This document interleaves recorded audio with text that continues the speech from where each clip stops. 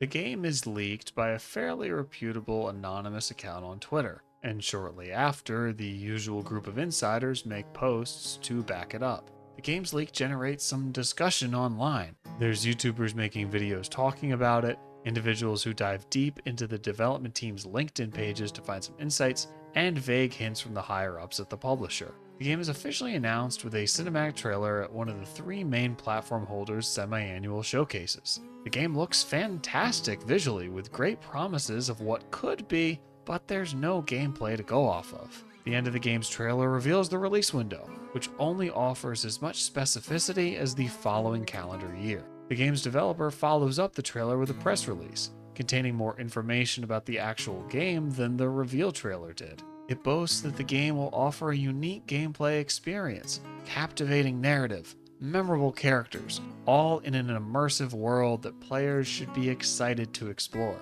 The game's fanbase gets fired up and spurs up all sorts of discussion about what it could feature or what they'll be able to do in it. The hype is in full swing for a period of time, but slowly dies down as no new information is revealed. The better part of a year later, the game's developers announced that fans can look forward to a day the following week when there will be a full gameplay reveal. Those excited for the game go wild for this news, and every content creator, commenter, journalist, and reviewer will join in on the conversation about what the audience can expect. The game's gameplay reveal trailer features surprisingly little gameplay, instead showing glory shots of the environments, character models, and weapons. When there is gameplay shown, it's primarily scripted sequences. There's a lot of flashy combat against bosses that looks great, but it's hard to tell how much input the player has during these moments, if any at all. The reception to this trailer of the game is decent enough, and it has the audience wanting to see more. However, that's not because they're excited by what they've seen so far, it's just because they want to learn more about what the game is like. Public-facing members of the game's development staff let the community know that there's a lot more they'll show, but they just need a bit more time. Some months later, a gaming-focused news site reports that development on the game hasn't been going as smoothly as desired, and that there's a high likelihood that it will be delayed. The game's community goes into a panic at this information, but the more level-headed members attempt to quell the fear with a fake Shigeru Miyamoto quote. About 24 hours later, the game's official Twitter page posts an image of text explaining the situation. In 3 paragraphs, the team says that yes, the game will be delayed by several months, but this move is necessary to meet the high standard of quality that they and the player base expect. They state that by delaying, they'll be able to ensure that they achieve their vision and make the game the best it can possibly be. Sometime later, the game's YouTube channel posts an overview trailer, which goes into much more detail than any of the previous videos. The game's fans finally get an idea of what the gameplay will be like moment to moment. However, the visuals of the gameplay don't look nearly as good as the original cinematic trailer, or even the gameplay reveal trailer. There's even one aspect of the environment that looks particularly bad, which prompts the hashtag of the name of that detail with the suffix gate to trend on social media for several days. The actual gameplay also looks not quite like what many members of the community had been expecting. Combat doesn't seem as impactful as it should, and the environments look more linear than promised. But the worst thing about the game isn't that it looks bad, it's that it looks exactly like 5 other games that have already been released. The game's fanbase's excitement is dampened a bit, but is still overall high. Those within the community that express higher levels of concern are drowned out, mocked, and insulted. Soon after, pre-orders for the game open, alongside the reveal of multiple editions.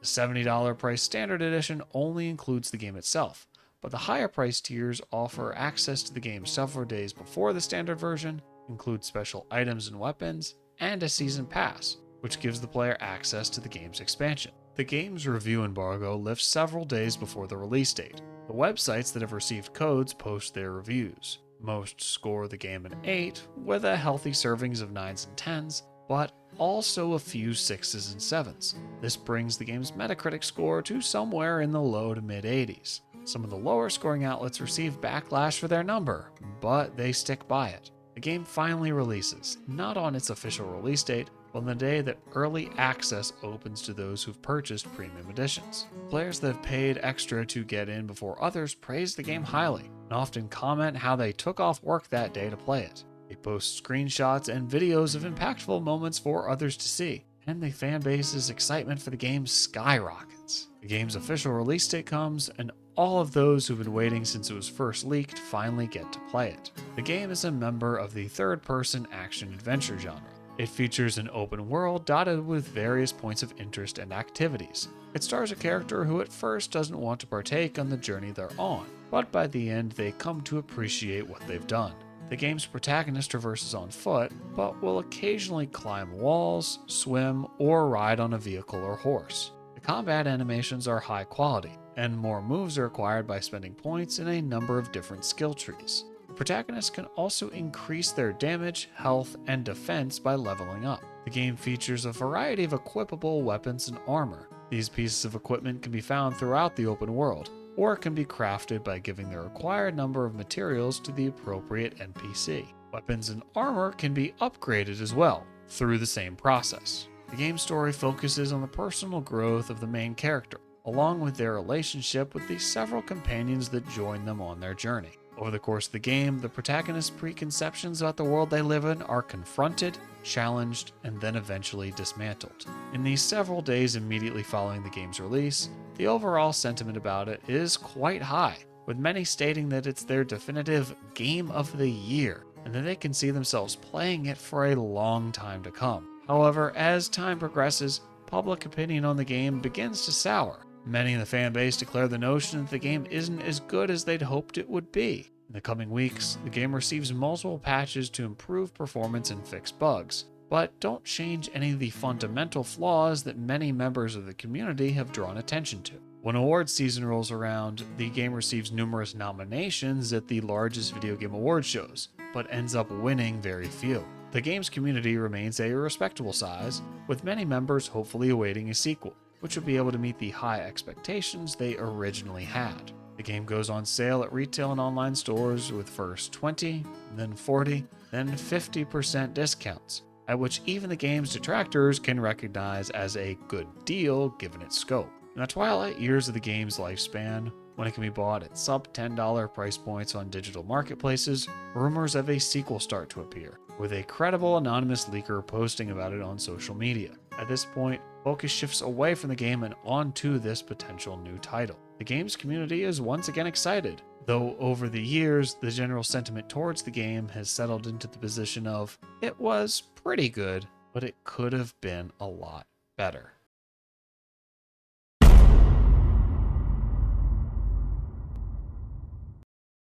Let me ask you a question. What was the first video game you fell in love with? And I mean really fell in love with. I'm not talking about the first game you played at your cousin's house that you thought was cool, but you didn't really understand what was going on. I mean the first game that dug its hooks into you and started off your love of the medium. Because for me, it was Looney Tunes Back in Action for the PlayStation 2. I know, not the most iconic game out there, and certainly no one's talking about it now. And sure, it would be cool if the first video game that got me into the hobby was one of the classic Mario or Zeldas, but it wasn't. It was a licensed tie-in game based on a critically lukewarm and financially underperforming movie, developed by a soon after defunct developer, which received reviews that could be summed up in less than one word. I would like to point out, on the movie review aggregate website Rotten Tomatoes and the video game review aggregate site Moby Games, the Looney Tunes Back in Action movie and game have the exact same score of 57. Pretty neat. To say I was obsessed with the movie as a kid would be an understatement. The Looney Tunes reruns on Cartoon Network acted as the inception for my interest in the brand, and then the movie took it into the stratosphere. I'd never seen Who Framed Roger Rabbit or Space Jam, so the concept of mixing 2D animation with live action was completely new to me. Plus, it has Brendan Fraser. He's part of the holy trinity of the internet's favorite actors, along with Keanu Reeves and Danny DeVito. Maybe if all you Brendan Fraser fans had rallied behind him back in the day, this movie wouldn't have bombed. So I have very fond memories of getting the game. I got it for my birthday as the last present I unwrapped. But when I saw that it was the PS2 game, I was more confused than excited, because I didn't have a PlayStation 2. All I had at the time was a Game Boy Advance, and I already had the GBA version of Looney Tunes Back in Action, and it sucked. So I said to my parents, this is a PlayStation 2 game, I can't play this. And they told me they'd made a mistake, and they thought they'd bought the DVD of the movie, and they said they'd take it back to swap it out. I was like, okay, that's still pretty good, I guess. But then they said to me, hey Jack, I think I see another present for you down there. And there was another present. The box was much bigger, and it was, as you may have guessed, a PlayStation 2. Let me tell you, at that point, that was the most exciting moment of my life. It's still probably in the top 5 most exciting moments. Yeah, getting into college was cool, but getting a PS2 for your birthday is so much better. So, how is the game itself? When I first played it, it felt like the best game of all time. When I go back to it now, you might be surprised to learn that's not quite the case. I still think it's solid for sure, but compared to the other 3D platformers of this generation, I can't in good conscience say that it's top tier. It's full of charm for sure, and the environments serve as fun translation of the movie scenes without being too beholden to them. The combat is about as basic as it gets, with one singular attack, but it's not a very combat-focused game. You play as both Bugs and Daffy, who each have their own unique abilities. There's not quite enough of these unique abilities, but I can see what they were going for, and it helps to set this game apart from the million other 3D platformers released around that time. The thing that really sets this game apart, though, is the humor. The entire Looney Tunes cast is present to some degree, each played by their real voice actors. Even when you're playing as Bugs or Daffy on their own, they're constantly talking to themselves, each other, the player, or the development team. The humor is great, and some of the fourth wall breaks are really ahead of their time, especially for a licensed movie tie-in game. A Hollywood executive who's secretly evil? Should we be surprised? Oh boy. I'm glad my mama didn't raise me to dress like a weirdo. Did you ever get the feeling you was being rendered? Brainless programmers could have heated the water. Ooh, not like anybody would have known. And these fourth wall breaking jokes aren't the only thing about the game that's ahead of their time, because by having two protagonists, Bugs Bunny and Daffy Duck, they're able to talk to each other and have a rapport, a relationship. Now, think about the kind of narrative driven single player games that have been popular recently. The character you play as is never really alone. Joel has Ellie, Kratos has Atreus, Cloud has a whole bunch of people, V has Keanu Reeves, Princess Peach has Stella. There's always someone for your character to talk to, but it wasn't always like this. In single player games, for many years, whoever you played as was on their own in the world, without anyone by their side to chat with. Sure, there were some NPCs you'd come across every so often, but for a long time, single player primarily meant single character. So in this way, Looney Tunes Back in Action was a trailblazer, and even though it doesn't get much attention these days, I do think it deserves to be recognized for that. So is Looney Tunes Back in Action for the PlayStation 2 and GameCube worth playing today? I'll admit, unless you have a big love for the characters, not really.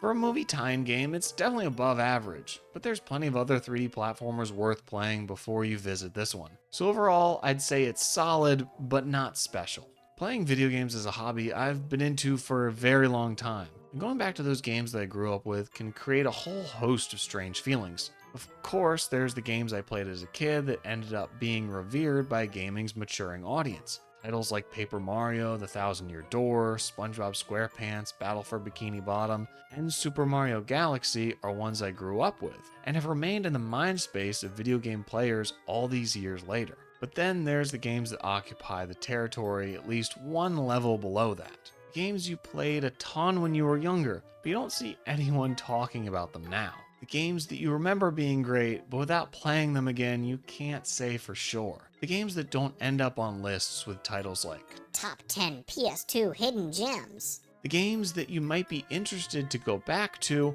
but you don't know what will await you if you do. When I revisited Looney Tunes Back in Action for this video, there's only one word that can properly describe how I felt. Afraid. I was not afraid the game would be bad. The game being bad would be really funny. I'd love to be able to sit here and show you clips of stupid looking glitches while complaining about the idiotic design choices like so many other angry video game nerds. No, I was afraid that the game would be good.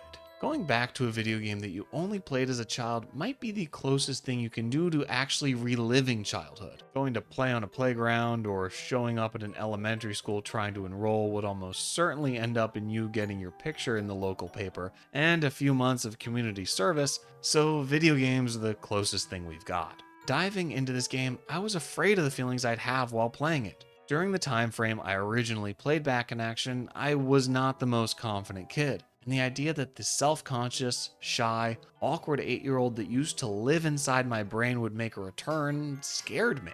Of course, I know in the logical side of my head that playing a licensed PS2 game shouldn't have any effect on my mental health, but I'm not going to deny the fact that I felt these feelings. I loved the game growing up, and if I still loved it now, that might mean I hadn't grown and changed since I first played it. If 8-year-old me was right about Looney Tunes Back in Action being a great game, maybe he was right about me not being a person that people would like. But at the end of the day, both the game and my sense of self-worth are solid. And if you're unsure about revisiting a childhood game as an adult, I'd recommend taking the leap.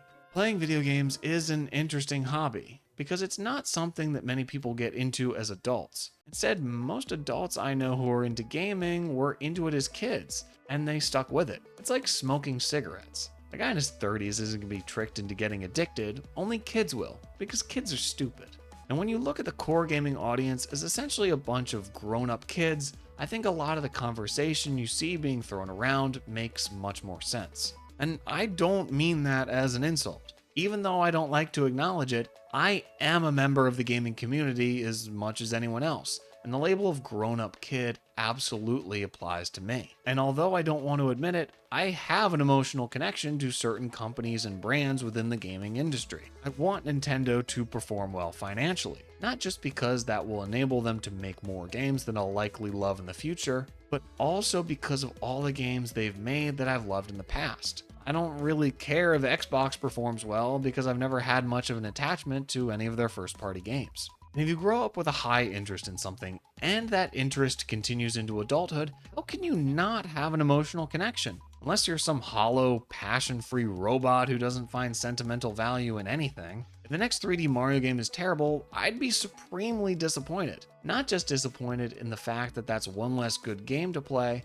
but disappointed that the company I've trusted to deliver quality can't do it anymore. My story is a common one among the gaming public. For me, it's Nintendo and Mario, but for you, it might be Xbox and Halo, PlayStation and Uncharted, or the Gen 1 iPhone and Tap Tap Revenge. And that's great, except for the last one. But when all of these different interests collide, you run into a bit of a problem. Now, I would say that the console wars are a healthy byproduct of a functioning gaming industry. The big three console manufacturers are in competition with each other, as much as two of them don't like to acknowledge it. And of course, that competitive spirit bleeds down from the corporate manufacturing gods to the lonely consumers. And this is not a bad thing. Why deny yourself having that bit of fire inside you? All the way from level-headed comparisons to ruthless trash talking, a little friction among the masses isn't just natural, it's fun. Let's argue about why this series is better than that one, or why a particular developer has no idea what they're doing. This is video games, where working towards victory is everything.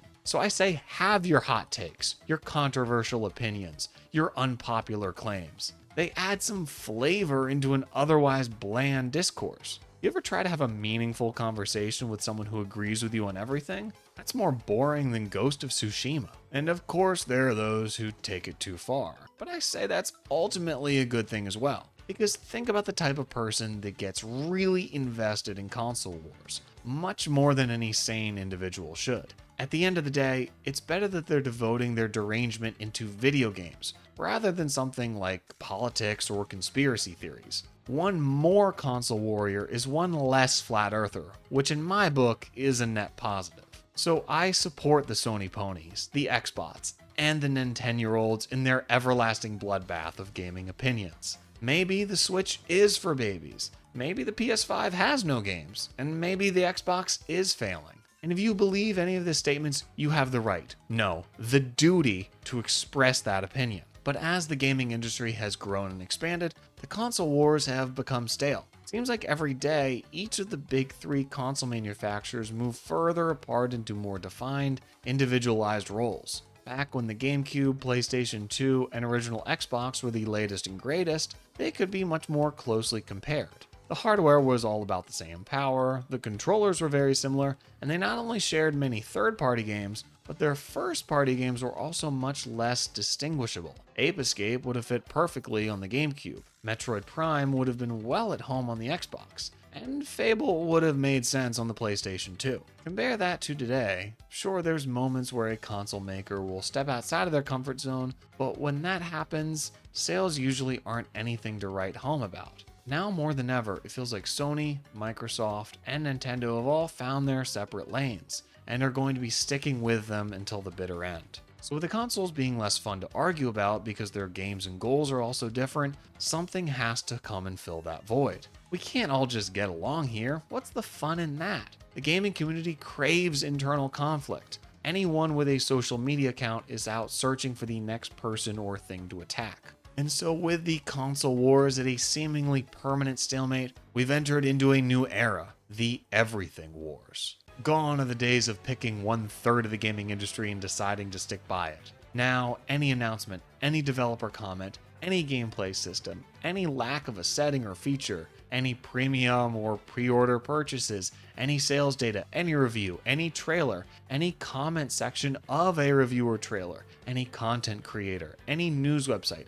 any little morsel of information about a game, whether it's true or not, becomes ammunition in the endless machine gun fire of internet-based discourse and hatred. From an outsider perspective, it wouldn't be unreasonable to assume that this constant churning of rage is deliberately created by bad actors just wishing to see the entire thing crumble. But no, this ever-burning cauldron, which constantly boils over and scalds the ones adding to it, is an entirely self-inflicted phenomenon. We're the ones making this happen. In many ways, the current state of gaming discourse is just a natural progression. When the internet is able to take the tiniest problem and amplify it by a scale of millions, we find ourselves standing underneath an endless waterfall of controversies, where every drop is a different problem. It's easy to feel underwhelmed by the amount of information the gaming community is constantly tossing out at each other. Feels like just seconds after a game is announced, there's already drama about cut features or platform disparities or statements by the development team or the release date. The roar barely needs any amplification to become deafening. What can be particularly draining is the fact that so many of these supposed problems that the front pages of Reddit and Twitter publicize just don't matter. Oh no, a PC game is only on the Epic Game Store, so you have to click a different icon to play it? My god, how are you supposed to survive? What's that? A remake of an old game you love is changing some things? What a travesty. It's not like you can just go back and play the original. Huh? A company is making a game that looks bad? How dare they make you buy a game you don't want to play? Now, I'm not conducting any scientific studies here, and if I was, you can bet they'd be damn thorough. But I'd estimate that probably 95% of gaming controversies have little to no effect on the actual experience of playing the game. Frame rate issues, glitches, and poor design are completely fair to get upset about, because those actually affect the game. However, I'm not going to sit here and say that stupid things like behind-the-scenes publisher chaos, or what first-party games going to other platforms, or the deep, dark world of leaker drama aren't fun to read about, because they totally are. Any adversity, no matter how meaningless at the end of the day, is an enjoyable release for a lot of people, even the most well-adjusted among us. But it still represents a large waste of energy. Any time you spend arguing about a game online is less time you spend actually playing a game. Not that I'm one to tell anyone what to do with their time. Of course, everyone has the right to make their own decisions of what they want to occupy their time with. But in the same way, I'd recommend you put your money into a bank account rather than blow it in a casino. I'd recommend you play some video games instead of arguing about them. When you're on the bus to work and don't have the ability to sink more time into whatever game you've been playing, sure. Read through some Twitter drama about how a certain developer isn't living up to the vague promise it made 6 years ago. When you're home with your $500 console or $1,000 PC, your time is much more meaningfully spent with a game, rather than just scrolling mindlessly on your phone. I'll admit, I'm guilty of this too. Sometimes I just don't have the mental capacity to play a game that asks more than the bare minimum of me. But at least I'm aware of the problem, which is something I don't think I can say for those that seem to live online more than in their real lives. However, harnessing yourself back from the state of being a gaming content consumer rather than being a pure game consumer is an uphill battle. The reason for this is simple. The gaming industry is no longer just the companies that develop and publish the games. It's now the entire media-centric world of talking about video games. If you're looking to make a lot of money in life, journalism probably isn't the right career to enter into. And this is even more true for gaming journalism. It seems like every other day you see another gaming news website shutting down, being acquired by a large conglomerate, or making a drastic pivot to a more profitable focus. Clickbait rage articles about flimsy controversies are pretty much all these websites can do to draw viewership. In this way, the transformation of the console wars into the everything wars has probably saved more than a few websites from shutting down, or at least shutting down sooner than they would have otherwise. Whether someone clicks on an article because they're actually interested in the subject matter, or because they're angry at the fact that the news outlet would stoop so low as to cover that topic to begin with, makes no difference to the website's advertisers. There's a major financial incentive to squeeze all they can out of every drop of gaming drama, no matter how minuscule, impactless, or forgettable that drama might be. Slow news day is not a lucrative news day, so it's in every journalist's best interest to turn nothing into something at every opportunity. Of course, this doesn't stop at gaming websites.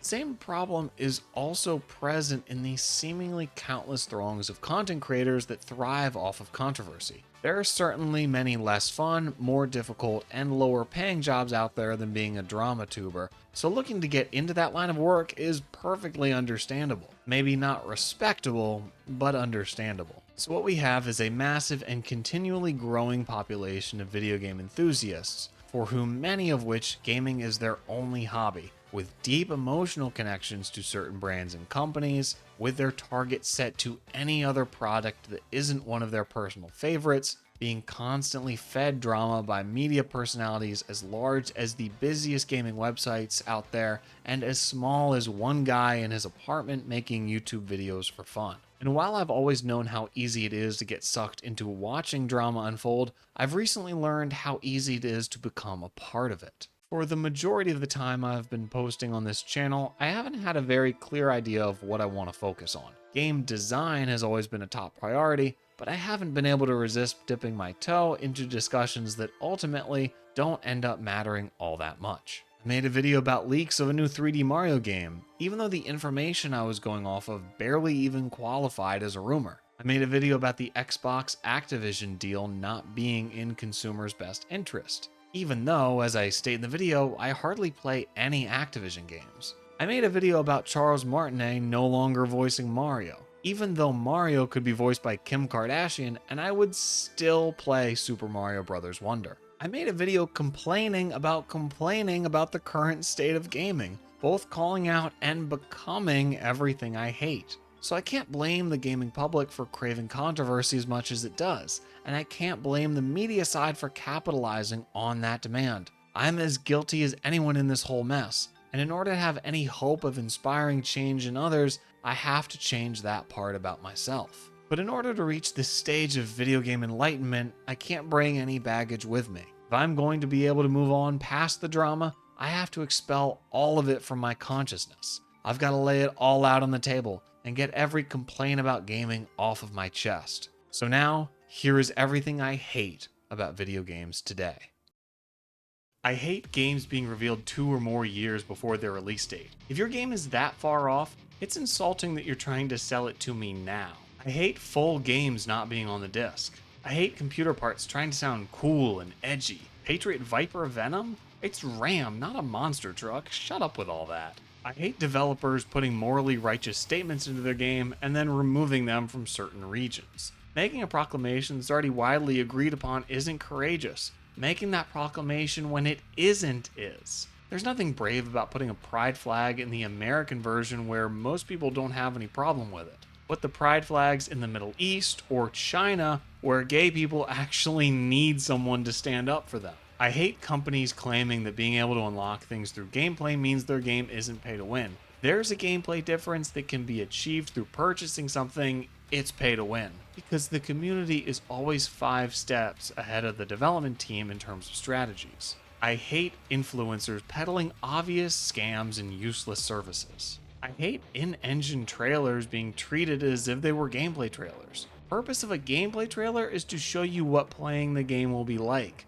If you watch an in-engine trailer and you have no idea of what the gameplay is like, it's not really a gameplay trailer, is it? I hate not being able to swap back and forth between installed games without putting the disc in. The game is installed on the system, so the disc isn't actually doing anything. Just let me switch back and forth. I hate being marketed to like I'm the product, not the consumer. I hate how laggy the Switch eShop is. It's like 2003 Internet Explorer levels of slow. I hate day one DLC. If the content is done and ready to go, it should be in the game, not sold for an extra charge. I hate the scam of early access. If you set a release date and you let people pay more to play the game a few days early, that date you're letting them play is the release date. You can't just arbitrarily pick another date after the full game is already available and call that the release date. I hate the whole concept of collector's editions. Why would I pay more for a bunch of junk related to a game that I don't even know will be good in the first place because I haven't played it? If you're going to release a collector's edition, it should come after the game comes out, so people who like the game can then decide to buy it. I hate having to sign into an account to play a single player game. I hate fans wanting to move on from the main character of a series because they need to rest. Kratos needs to rest, Kiryu needs to rest. Look, they're a collection of pixels. They don't ever need to rest. I hate games running out of ideas in the first 10 hours and then continuing on for another 40. I hate the fact that cosmetic-only DLCs are considered the good kind. Remember when you could unlock outfits by, playing the game? I hate mid-gen console refreshes. I hate what seems like every game trying to be Dark Souls. Dark Souls was great, but do something new. I hate esports. Esports peaked in the Nintendo World Championships in 1990, and that should have been the end of it.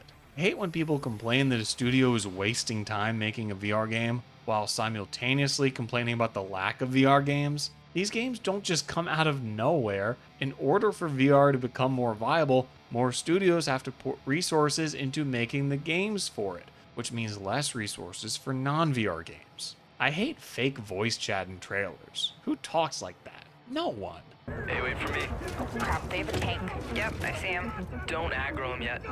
Let me adjust my build. Got my crossbow and chem launcher. I hate the share button on modern controllers. Give me start and select. Every PlayStation game already has you click the touchpad to act as select anyway, so Sony knows they messed up with that. But by prioritizing the share button, they turn you into another marketing device. Because why focus on the person playing the game? They've already bought it. I hate community managers giving corporate kumbaya apologies for trying to pull one over on their player base. Have some honesty. Have some balls. Just go out and say, look, we were trying to squeeze more money from you assholes, and we thought we could get away with it. I hate developers promoting story over gameplay. I hate complaints about single-player games not having enough endgame content. The endgame is at the end of the game. You're not supposed to be able to play every game forever. You can just play a game, beat it, and then move on without needing an extra 40 hours of bonus content that only a small fraction of the players would otherwise see.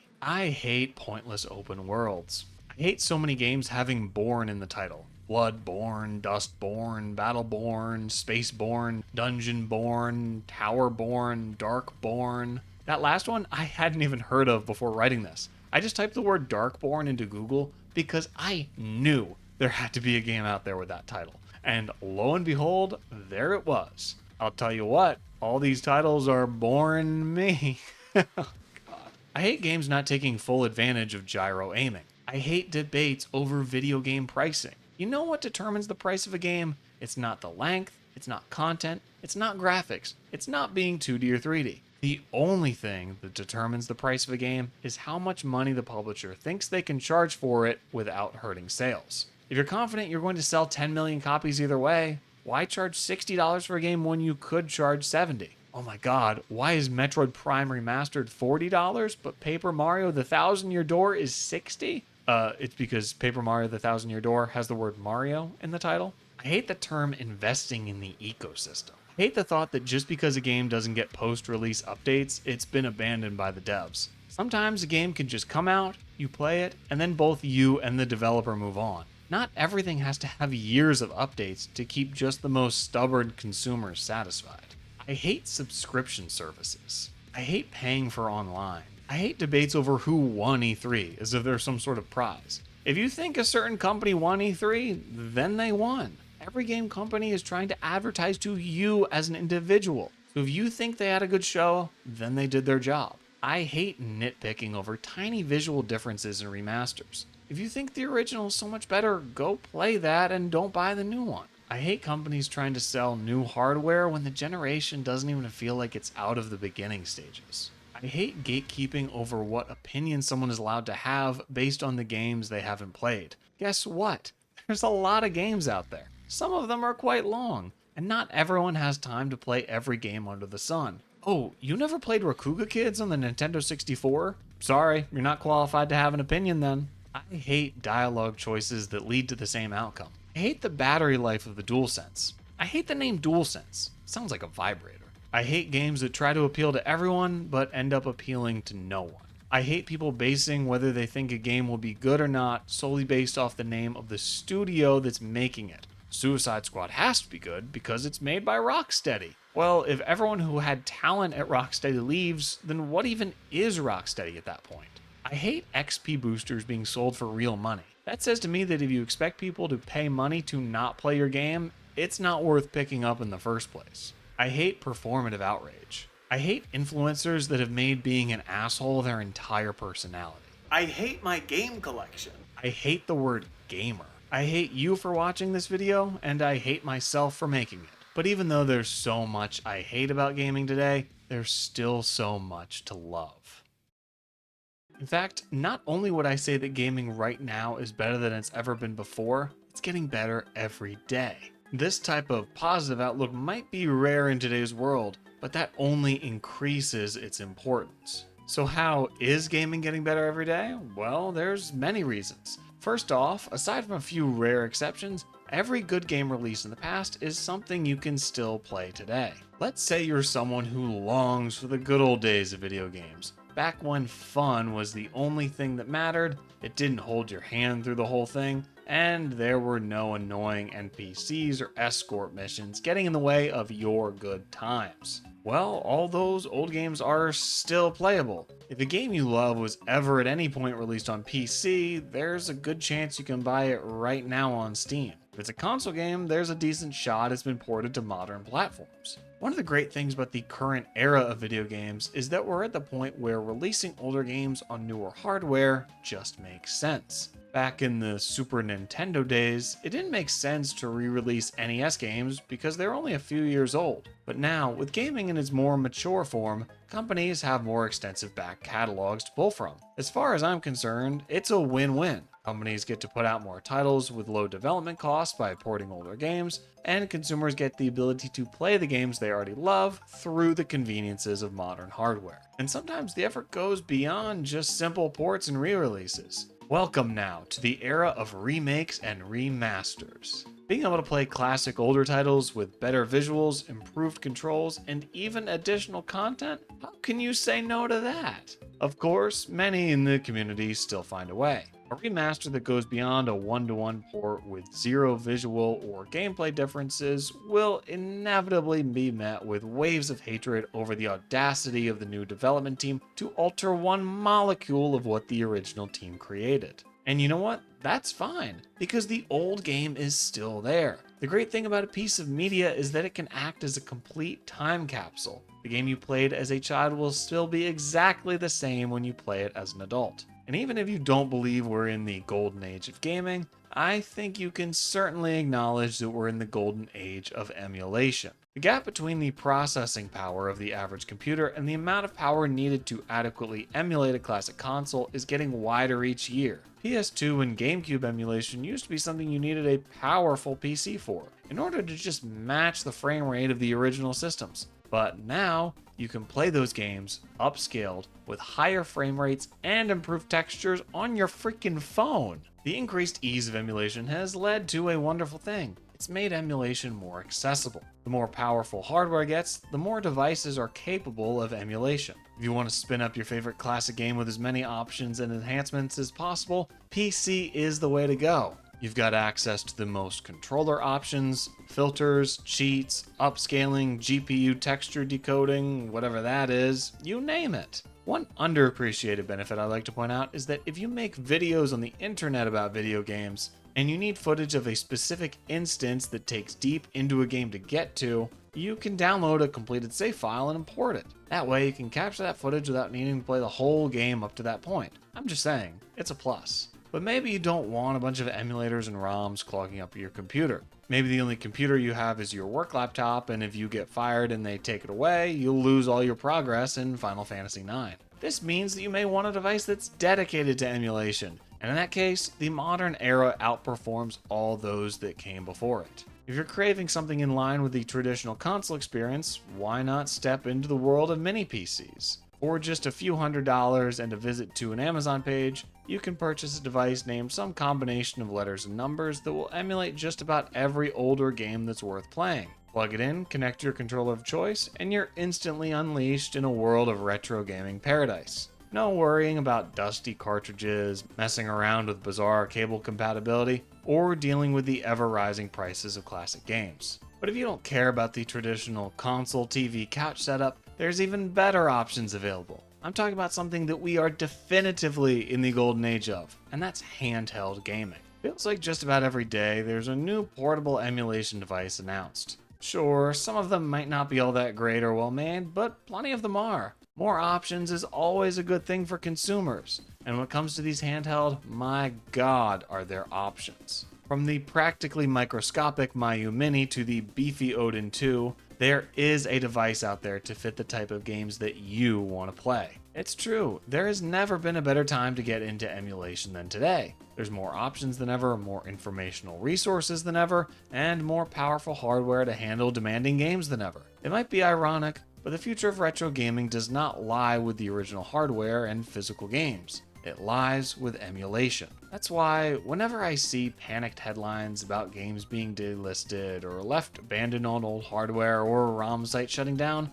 I don't worry the slightest bit. The era of emulation is here to stay, and there's nothing they can do to stop it. In the previous section of this video, I played footage I captured of Looney Tunes Back in Action. That's a game that has never been released outside of its initial launch on the PlayStation 2 and GameCube. So how did I capture that footage? I think you can figure it out. But enough about the retro stuff. Maybe you don't care about those old crusty games. Maybe you're only playing new releases, the kind of games that take over the internet for any number of weeks when they come out. And even in this case, there's still so much greatness that modern gaming has going for it. While there's still a fair share of poorly programmed and even more badly designed slop that releases each year, there is still a major advantage of the modern era that makes this more tolerable. That's the fact that if a game is bad, it's much easier to know about it. When your main source for deciding if a game is good or not amounts to a review in a magazine with only 600 words and 4 screenshots, the odds of accidentally buying a bad game are much higher. But thankfully, that is not the era we have to live in.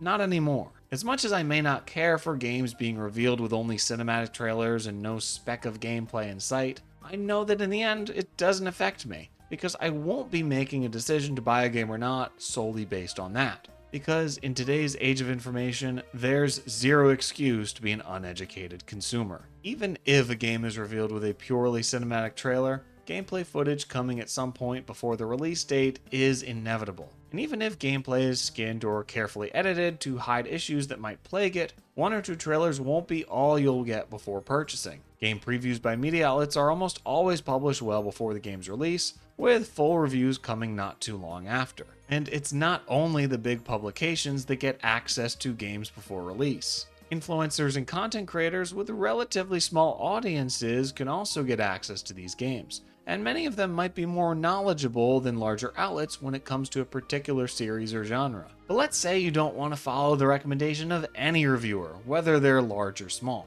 In that case, all you have to do is wait for the game to have been released for just a few hours, and you'll be able to find full, uncut playthroughs of the game in its entirety. Sometimes you'll even be able to find that before the game releases. If there's any chance a game is going to be a broken, buggy, unplayable mess, you have full ability to know about that before you buy it. If you don't bother to do your research, that's on you. And when you do go ahead and buy a game, the experience of playing it can be pretty flawless. Even though I do think the obvious consequences of digital purchases need to have attention drawn to them, the ability to download games makes them much more accessible, which is ultimately a good thing. Not everyone has the time to go to a GameStop to pick up a game, and not everyone has a reliable mailing address that they can get a game shipped to. While the convenience of digital purchases is a big advantage over physical, the increased audience that digital can reach is an even bigger one. Pricing is something that's often brought up as a major negative in gaming today. The outrage when a game is announced to cost $70 is so predictable, like clockwork, can't even begin to describe it. Well, I think there's plenty of games that are priced at $70 that aren't worth that much. If I don't think a game is worth that price, I don't buy it. What I do, however, is keep an eye out for sales. Because for me, games don't cost $70 or even $50 or $60. In fact, if I'm paying $40 for a video game, that feels like a lot. I'm always on the lookout for deals, keeping an eye on the games I've been wanting to play, and then pouncing on them when they hit a price that I like. I bought Xenoblade Chronicles Definitive Edition for $42.39. I bought Hyrule Warriors Age of Calamity for $31.79. Also bought Yakuza Like a Dragon for $31.79. I bought The Witcher 3 for $22.25. I bought Final Fantasy VII Remake Intergrade for $19.99. I bought Pac-Man World Repack and The Legend of Zelda Link's Awakening for $62.52. I bought Like a Dragon Infinite Wealth and some Razor Blades for $51.28. I bought The Last of Us Part 2 for $19.93. I bought Pocky and Rocky Reshrined for $18.75. That's a great game, by the way. I bought Sonic Colors Ultimate for $17.83. I bought Guardians of the Galaxy for $15.89. I bought Ace Combat 7 for $14.79. I bought Persona 5 Strikers for $14.10. And these are all physical copies. If you add in digital marketplaces like Steam, where I bought Doom Eternal for $10.59, the deals you can find are even better and more plentiful. Games will only cost $60 if you allow them to. With a little bit of patience and some self-control, you can play so many great games for a fraction of their initial cost. And when you do actually buy a game, all the features that modern consoles have are really great. I certainly have a lot of nostalgic love for the older consoles that didn't do anything except play games, aside from maybe loading up an oddly eerie system menu. But at the same time, I'm not under the delusion that these consoles were better for having next to zero features. There's accessibility options, remote play, built-in storefronts, parental controls, and more recently cross-save and cross-play. I remember back when I was really into Call of Duty in the Black Ops 1 era, seeing a forum post about how cool it would be to have Xbox 360 versus PlayStation 3 matchmaking. I remember thinking, that's never going to happen. Now, that exact thing would never happen, but it could happen, which is progress. I don't play many multiplayer games, but to not have each console's player base cordoned off from each other is an amazing thing. I also recently had a hankering to play a bit of Witcher 3 again and tackle some side quests. I had originally played it on Switch, which is not the ideal version, but I knew it had cross saves, so I bought it on the PS5 and moved the save over. Maybe this will make me sound like an old man, but I was amazed that transferring a save from one console to another in an official capacity actually worked. It's moments like these that make me feel like I'm living in the future. The modern consoles don't just have incredible features that the Jetsons didn't think of, they also have pretty great controllers. I absolutely love the adaptive triggers and the haptic feedback on the DualSense. The triggers are especially something I never knew I needed until I had them. It also just has a really nice weight to it. Plus, the headphone jack is a convenience I couldn't bear to live without anymore. I can't be bothered to set up a surround sound system for my TV, but plugging in some nice headphones to my controller, that's the kind of auditory experience I can get behind. And even though it doesn't have that headphone jack, another controller I love is the Switch Pro controller. Perfect shape, the big face buttons, not to mention the exquisite battery life. And gyro is a complete game changer when it comes to aiming. Why rely on your thumb when you can use your whole hand? I even like the D-pad. Yeah, I said it. I like the Switch Pro controller D-pad. I would even go as far as to say that the Pro controller is the best controller that Nintendo has ever produced. We might take this for granted now, but when the Switch was revealed, I was so happy to see the standard 2 sticks, 4 buttons, and a D-pad layout on their main controller. We had been through a lot of years of gimmicky controller ideas from Nintendo at that point, and being able to go back to a normal setup felt so refreshing. I'm all for creative and wacky ideas, but I'd prefer those ideas to come from the games themselves, rather than the input method. But not only is the experience of playing with a controller better than ever, the experience of playing handheld is as well. My first handheld console was the Game Boy Advance, the Indigo one to be precise,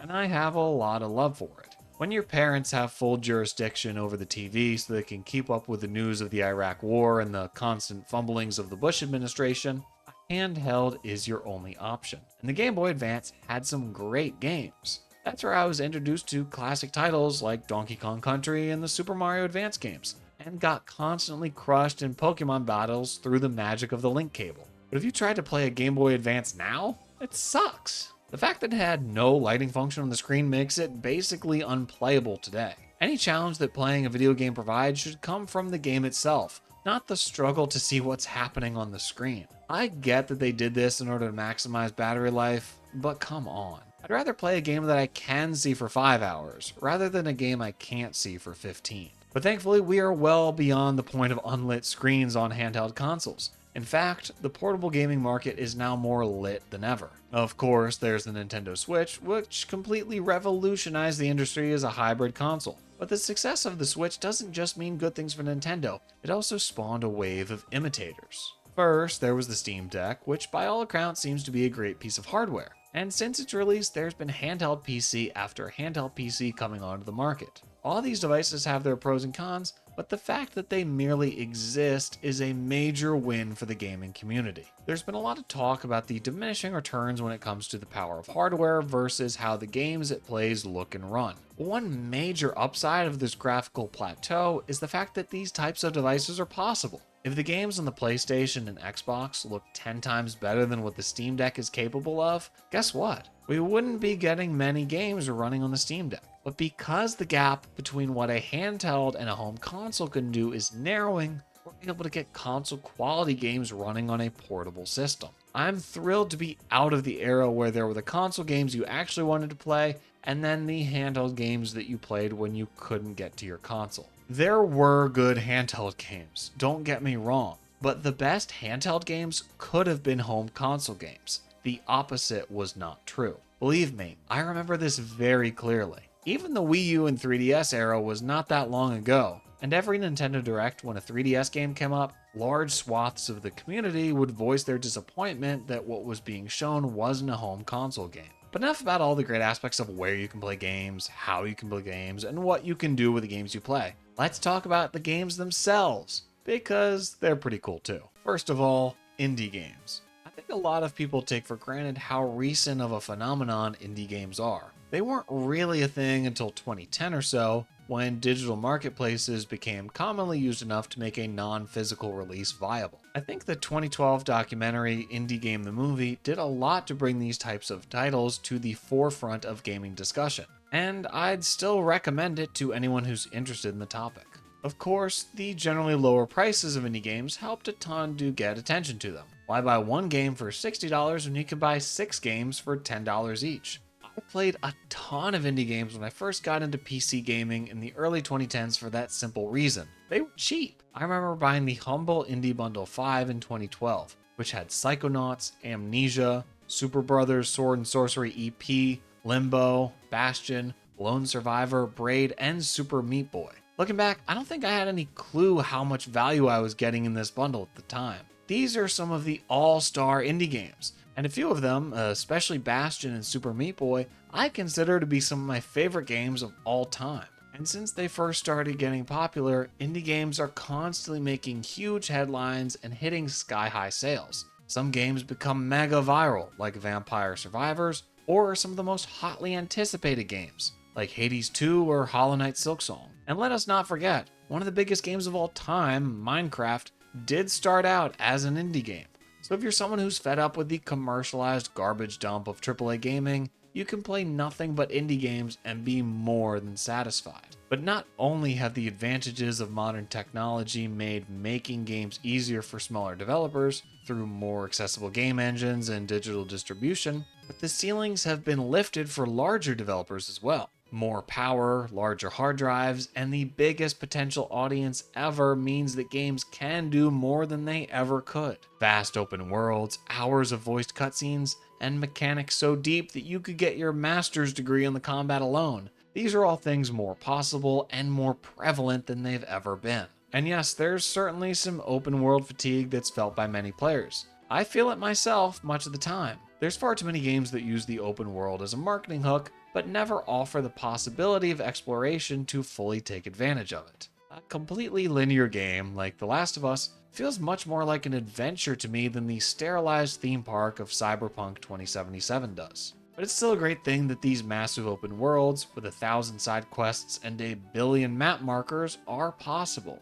Even though all of them aren't necessary, I much prefer this reality over one where there are 0 giant open worlds, because the technology doesn't allow for it. I remember my mind being completely blown playing Skyrim in 2011, then being blown again playing Breath of the Wild in 2017, then blown again playing Baldur's Gate 3 in 2023. These mega games are only possible because of the circumstances of the modern era. Technology in a place where colossal games are able to be developed, and the largest ever potential audience makes the resources needed to create these type of games worthwhile. But across all development budgets, from the most costly AAA titles to the comparatively microscopic indie games, there's one thing that's true. There's some incredible diversity in gameplay. I'm serious. Yes, a lot of those publicized games are your standard third-person open-world action-adventure games with a talkative companion and 1,000 different versions of the same 3 quests. But if you dig just a little deeper, there's so much more to play.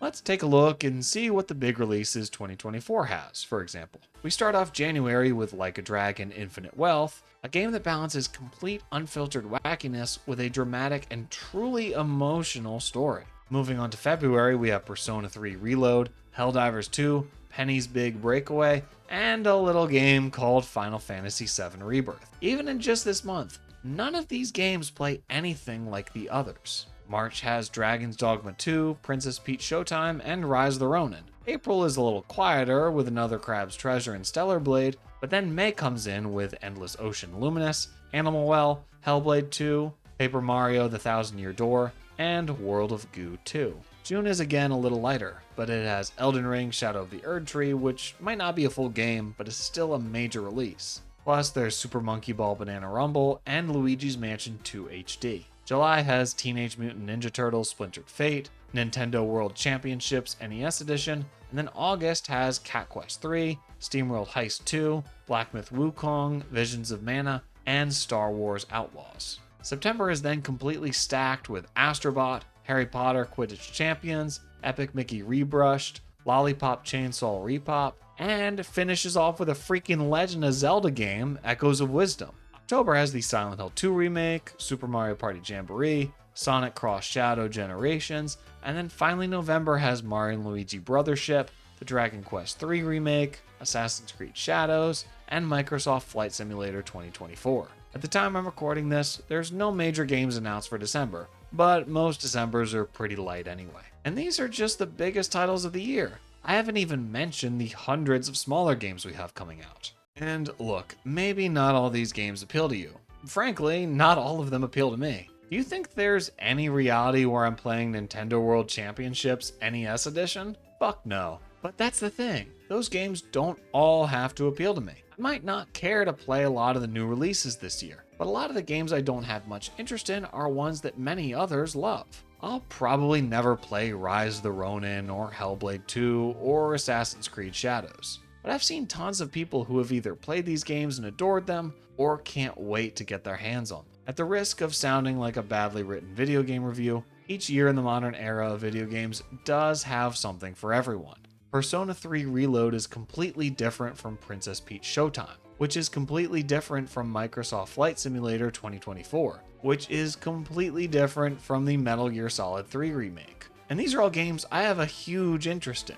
It's incredible to me how different games can be, but they can still be so great. A turn-based RPG and a 2D platformer are so different from each other that they might as well not be part of the same medium, but I can play both and enjoy them just as much as the other, for completely different reasons. This is why when I hear someone saying that they're getting burnt out on gaming, I kinda don't understand it. When I was coming to the end of Final Fantasy VII Rebirth, I was certainly feeling drained from it, but then I jumped right into Like a Dragon Infinite Wealth, which plays completely differently, and I felt totally refreshed. So if you are getting tired of playing games, taking a break from the hobby entirely can work, but I'd recommend playing something different from what you normally play. You never know. You might find a new genre or series that you completely fall in love with. That's how I ended up playing the Yakuza series in the first place. I bought the Origins bundle, which is Yakuza 0, Kiwami, and Kiwami 2, on the PlayStation Store on nothing more than a whim, for just $13.24.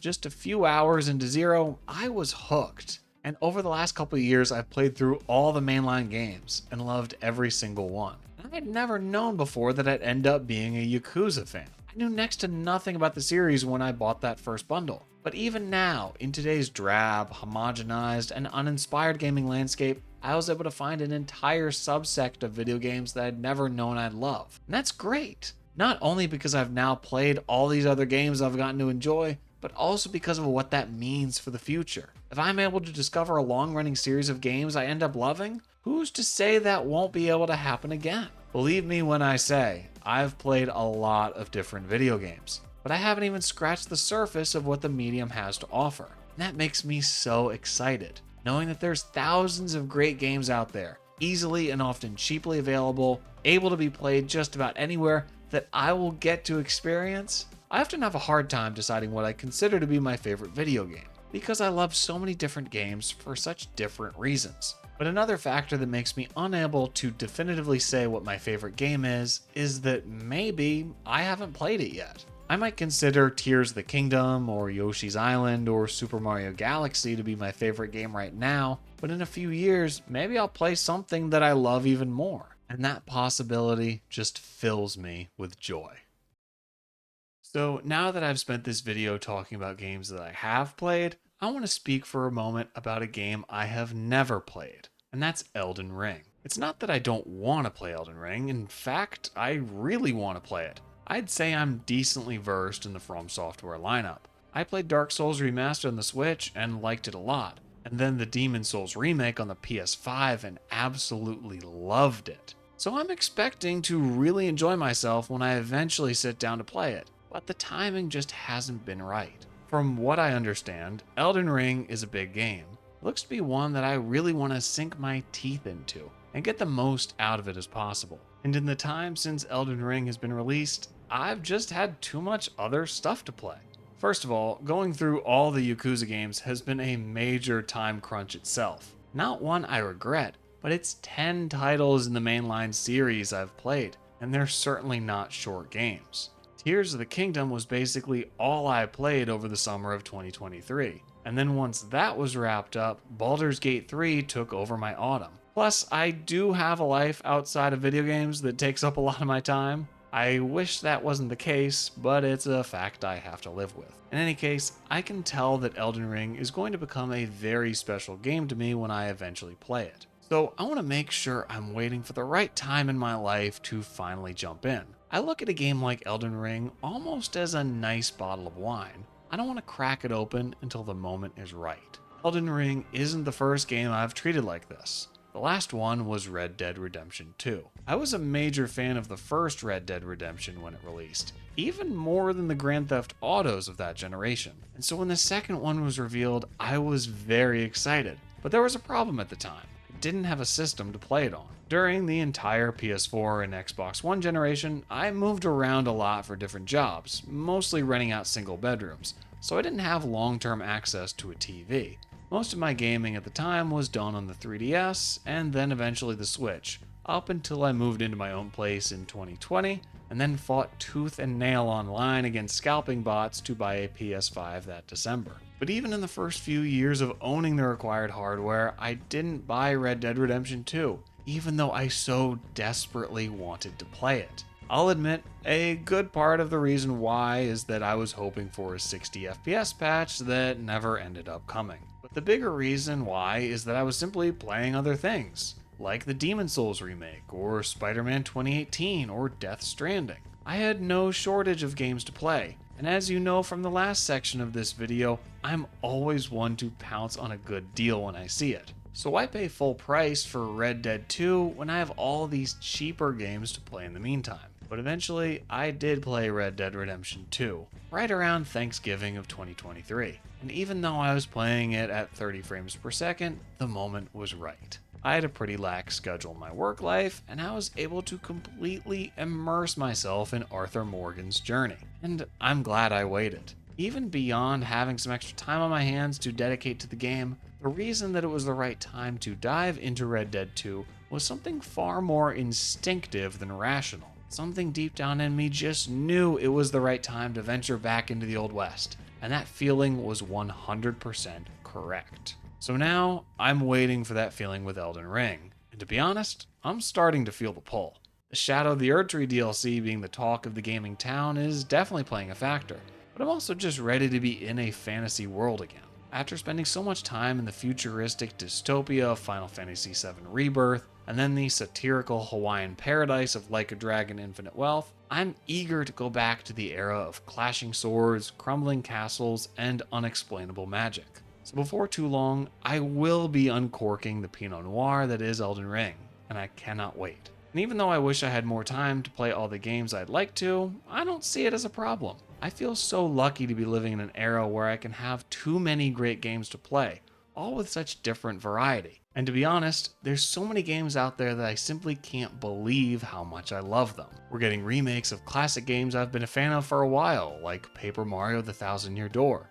I thought Nintendo would never dig this game up, but here it is on modern hardware, fully remade with so much care poured into it. We're also getting new games that are so fun and impressive that you almost can't believe they haven't been done already. I'm still in complete awe at Tears of the Kingdom, between the massive world, amazing construction mechanics, and unparalleled sense of adventure. We're even getting games where you can make your own games, like Minecraft, Super Mario Maker, and Dreams. When you have a fondness for games you grew up with 10, 20, or 30 years ago, it's easy to then look at the uninspired crop of top-selling releases and fall into the mindset of, yep, they don't make them like they used to. That might be true, but they also never made them like they do now. That's why I'm so jealous of kids who get to grow up with today's video games.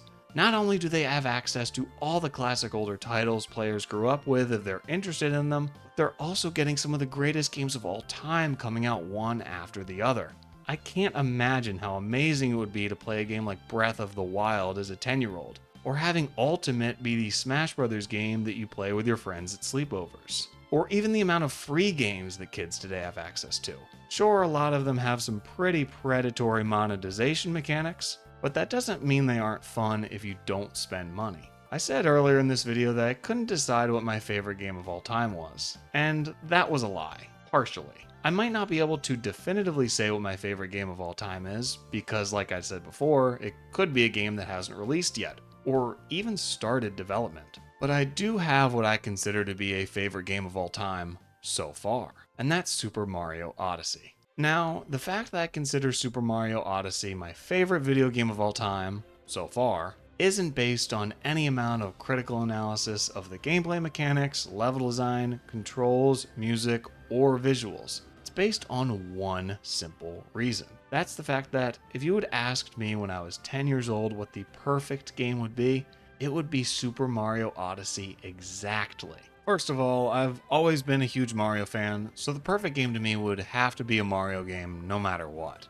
But everything about it is what I'd have wanted as a kid to the letter. Sandbox worlds, the fact that you can take on so many different forms with so few limits, and the costumes. My god, the costumes! Customizing outfits in a game has always been a major plus for me, and Odyssey's selection is outstanding.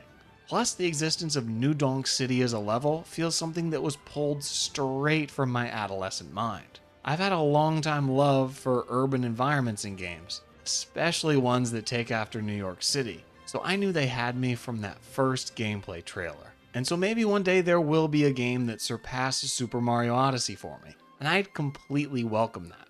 But even if that happens, I'll always have a little bit of disbelief that Odyssey exists. A game that's so much of what I've always wanted shouldn't be possible, but here it is. And I'm grateful for it. I'm grateful to have grown up in the heyday of 3D platformers, but I'm also grateful to be alive now, seeing major advancements in technology and incredible games getting released. Yes, there's duds, flops, stinkers, scams, and disappointments. There's also masterpieces, monuments, and triumphs. Playing video games is something I've taken part in for a very long time, and it's a hobby I don't ever see myself dropping. I can't wait to see what games are like in the 2030s or 2040s or 2050s. Because modern gaming might be terrible in many aspects, but it's also pretty great.